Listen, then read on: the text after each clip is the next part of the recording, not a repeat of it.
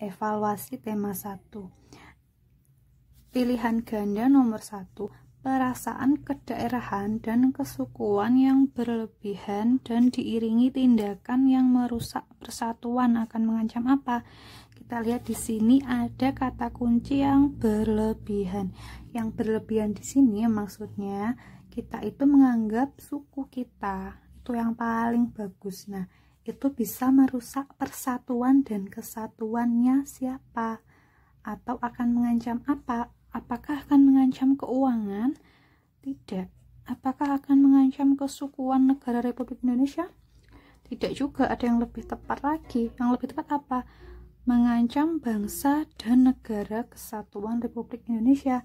Jika ada yang menganggap sukunya paling bagus, maka dia itu bisa mengancam bangsa dan negara kesatuan Republik Indonesia, akan menimbulkan perpecahan. Oke?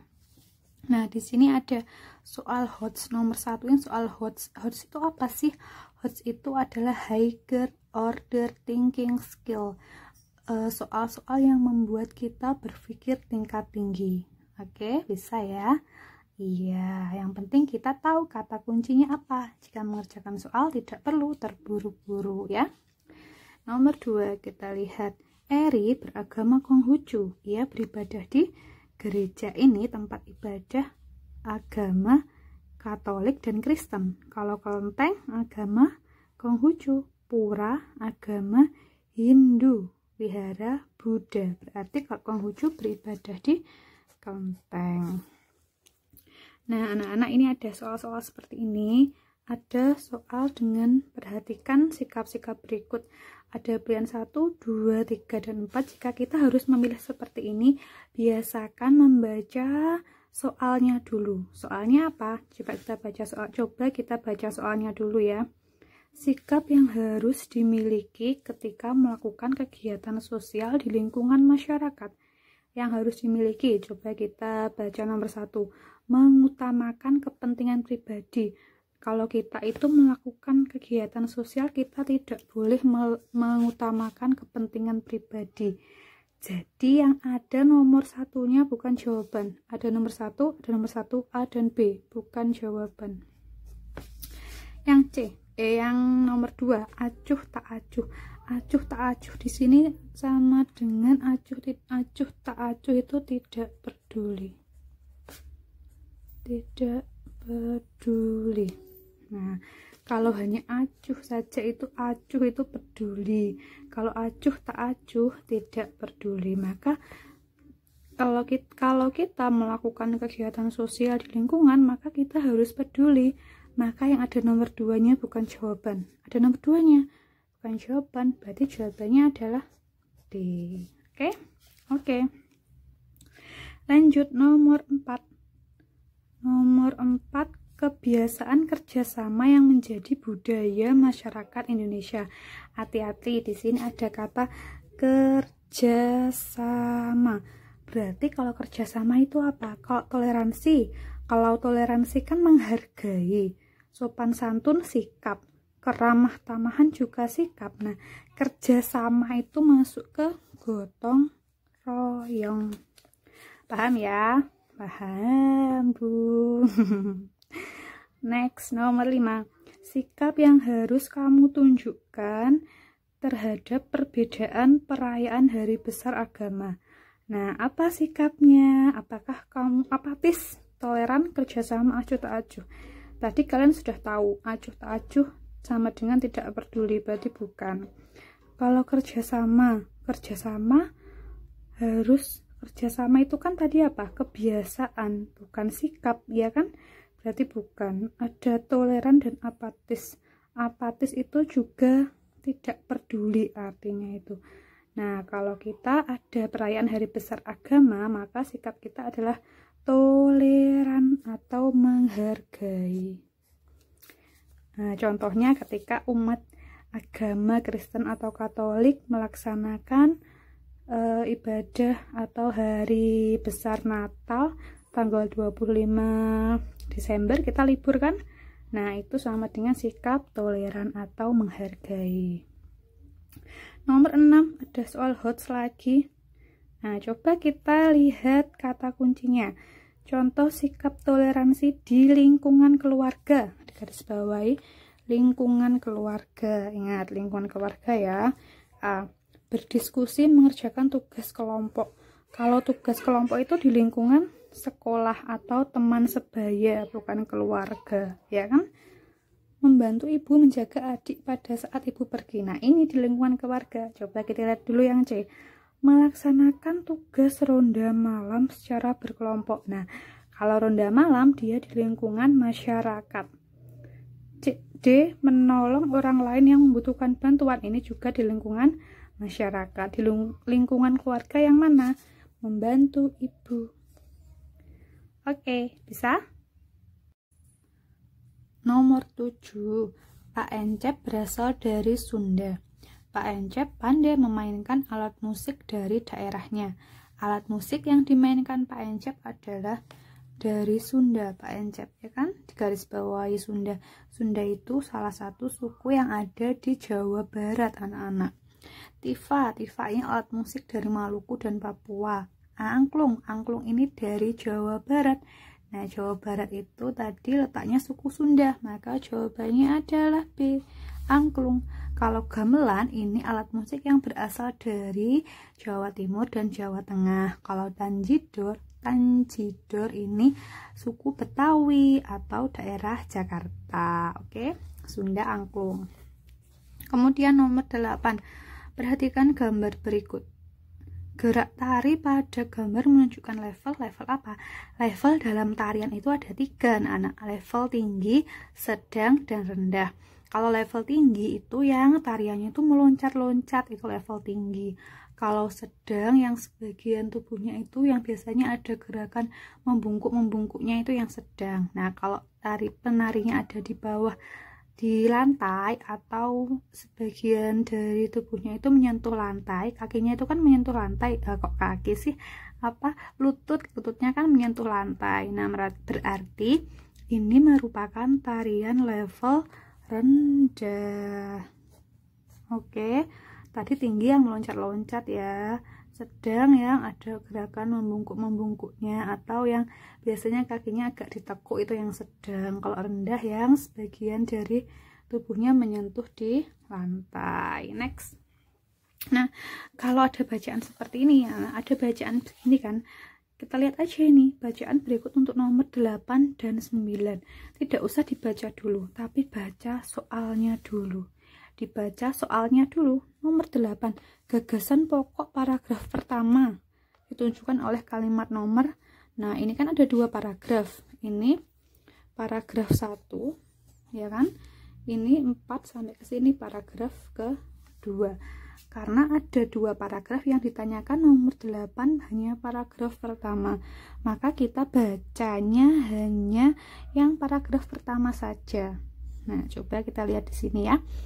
Nomor 1, tari serimpi merupakan tarian yang berasal dari daerah Jawa Tengah dan Yogyakarta. Tari serimpi termasuk ke dalam tarian klasik. Dibahas lagi tari serimpi lagi. Berarti tadi yang pertama bahas tari serimpi, yang kedua bahas tari serimpi lagi. Ada berbagai jenis tari serimpi, bahas tari serimpi lagi. Berarti yang para gagasan pokoknya ada di nomor 1. Oke. Paham ya? Kemudian, nah, ditanyakan lagi nomor 9, gagasan pendukung dalam paragraf pertama. Nah, gagasan pendukungnya, kalau tadi gagasan pokoknya ada di nomor 1, ada di sini sampai dengan sini, maka gagasan pendukungnya ada di antara nomor 2 dan nomor 3, ya kan? Nah, kalau nomor 2 kita lihat, tari serimpi termasuk ke dalam tarian klasik. Ada jawabannya di sini. Tari serimpi termasuk ada A, ya kan? Tapi kita lihat nomor 3. Ada berbagai jenis tari serimpi yang dikenal masyarakat Jawa Tengah dan Yogyakarta. Dilihat di sini ada lagi enggak? Tidak ada, berkembang di Pulau Jawa. Padahal Jawa kan ada Jawa Timur, ada Jawa Barat, ya kan? Berarti jawabannya apa? A. Gampang kan? Gampang lah, pinter-pinter kelas 4. Yes, oke. Next, nomor 10. Nah, ada soal seperti ini. Ada bacaan 2 paragraf. Tidak perlu kita baca dulu, kita baca pertanyaannya dulu. Nomor 10. Suku bangsa Sampit tinggal di provinsi. Berarti kita cari provinsi mana suku bangsa Sampit. Penduduk provinsi Kalimantan Tengah terdiri atas penduduk asli dan pendatang. Suku bangsa Dayak merupakan penduduk asli Provinsi Kalimantan Tengah. Suku bangsa Dayak menempati hampir seluruh provinsi wilayah Kalimantan Tengah. Suku bangsa Dayak terbagi menjadi banyak suku bangsa. Suku bangsa Dayak diantaranya Dayak Ngaju, Mayan, Odusun, Lawangan, Sampit. Nah, tadi suku Sampit udah ketemu deh. Suku Sampit tadi di mana? Di Provinsi Kalimantan Tengah. B. Lanjutan soal nomor 11, ada bacaannya di baliknya tadi. Kita baca soalnya dulu. Gagasan pokok paragraf kedua bacaan tersebut terdapat pada kalimat. Nah, gagasan pokoknya kan paragraf kedua. Maka yang ini kan, yang ini ya kan, kita baca aja yang ini, tidak usah kita baca lagi paragraf 1, langsung ke paragraf 2. Suku bangsa Dayak terbagi menjadi banyak suku bangsa, titik. Suku bangsa Dayak diantaranya, nah diantaranya berarti siapa? Diantaranya ini menerangkan siapa? Menerangkan suku bangsa Dayak yang terbagi menjadi banyak suku. Di antaranya sukunya ada suku Dayak Ngaju, Mayan, Odusun. Nah, berarti jelas di sini gagasan pokoknya ada di mana? Di nomor 1. Berarti kalau nomor 1 tadi berarti jawabannya adalah A. Nomor 12. Gelombang suara dapat digunakan untuk mengukur kedalaman laut. Sebuah alat dipasang pada kapal untuk mengirim dan menerima gelombang suara. Fakta ini menunjukkan bahwa suara dapat merambat melalui, ingat, suara dapat merambat melalui 3 hal. 3 hal apa saja? Suara atau gelombang bunyi dapat merambat melalui benda cair, benda gas, dan benda padat. Nah, kalau di sini dipasang pada kapal. Dipasang pada kapal. Kapal itu benda apa, anak-anak? Kapal itu kan benda padat, ya kan? Nah, berarti fakta ini menunjukkan bahwa suara dapat merambat melalui, nah, kalau air, benda cairnya, itu untuk kedalaman lautnya.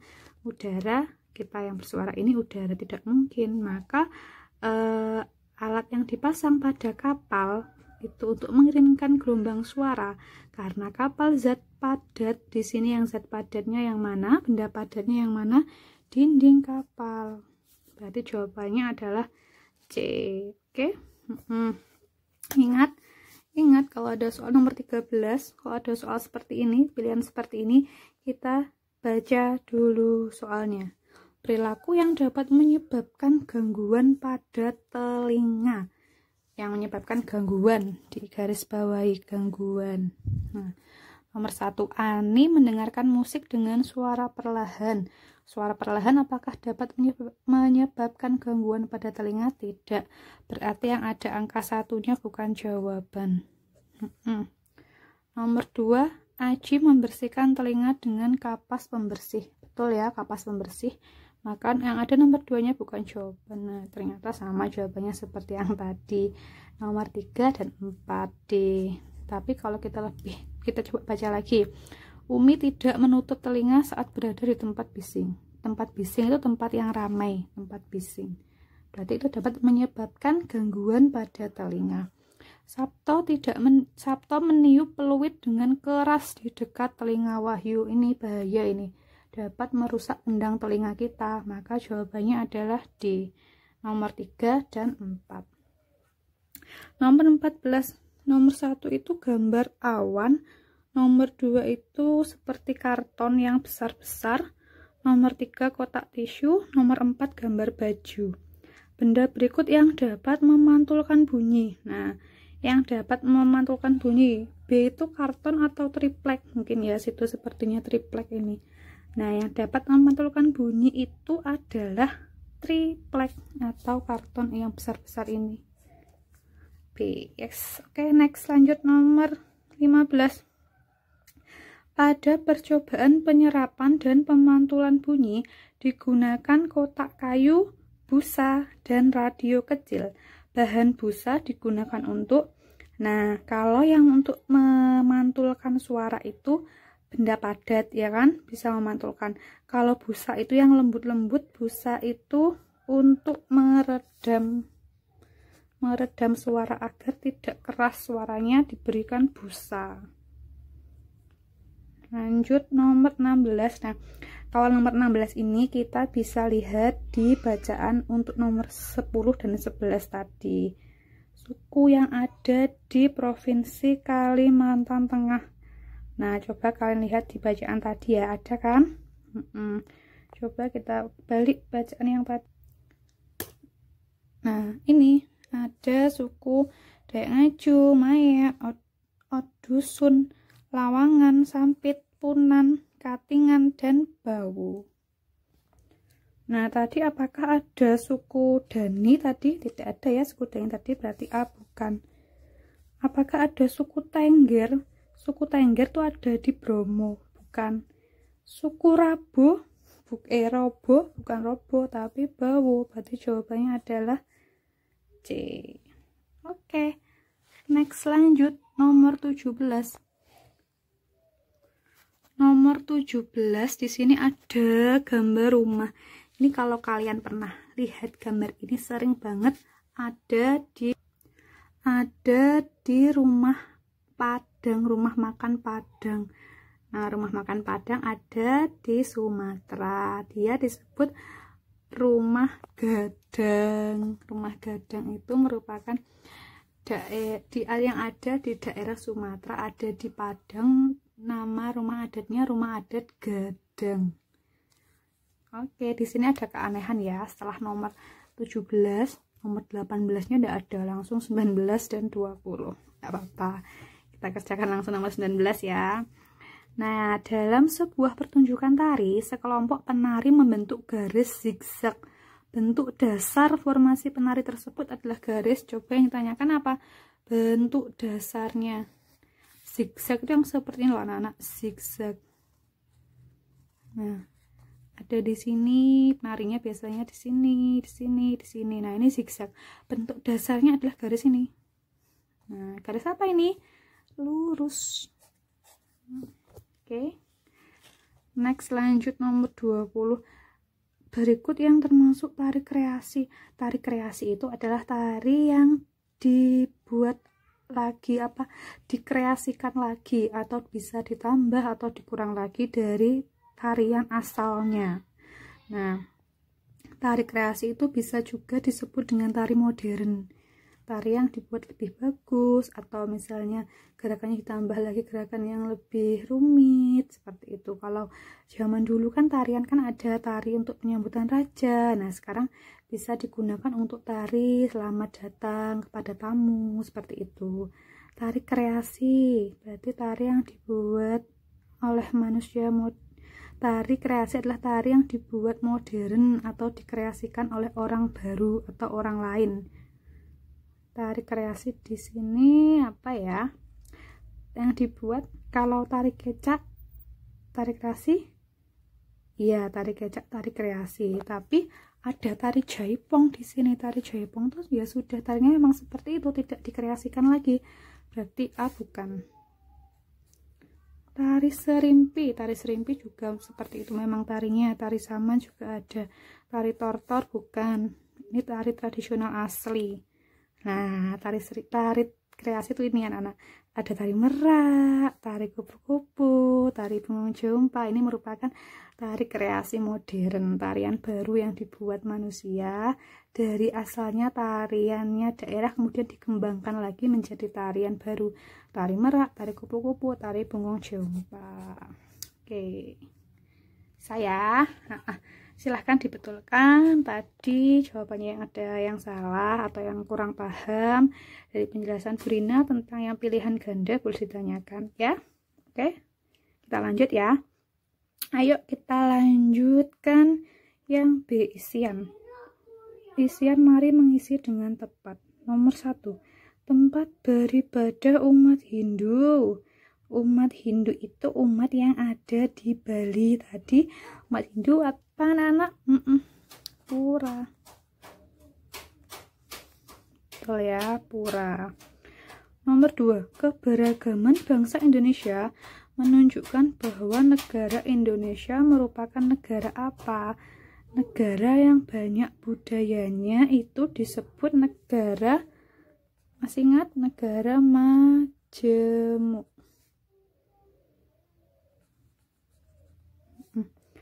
Negara majemuk. Nomor 3, dalam kehidupan bermasyarakat, setiap orang dituntut saling menjaga hak dan titik-titik antar warga masyarakat. Menjaga hak dan biasanya gandengannya hak itu apa? Hak dan kewajiban.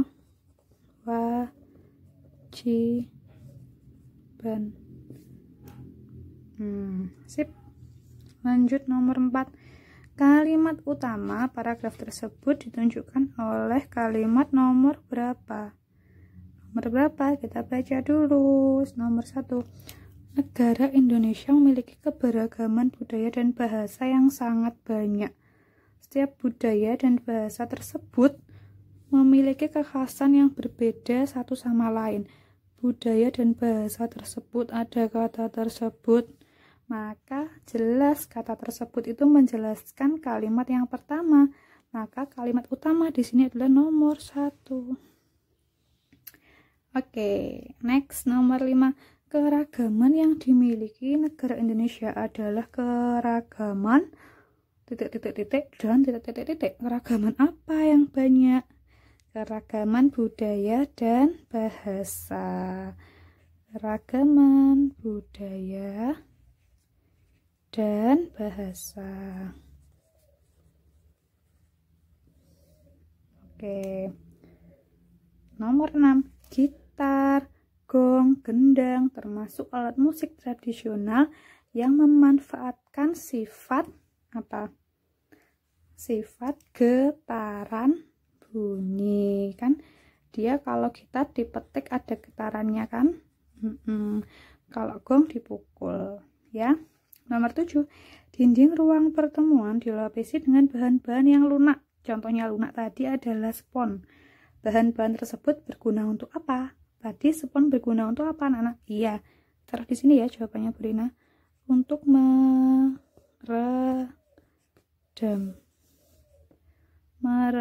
bunyi.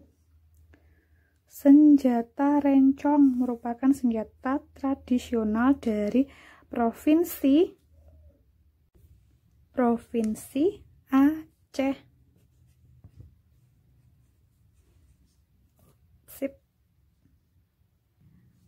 Next, nomor 9. Bentuk pengamatan, penilaian, dan penghargaan terhadap suatu karya tari disebut titik-titik karya tari. Nah, bentuk penghargaan, kemudian penilaian, pengamatan itu disebut, ini anak-anak, disebut apresiasi.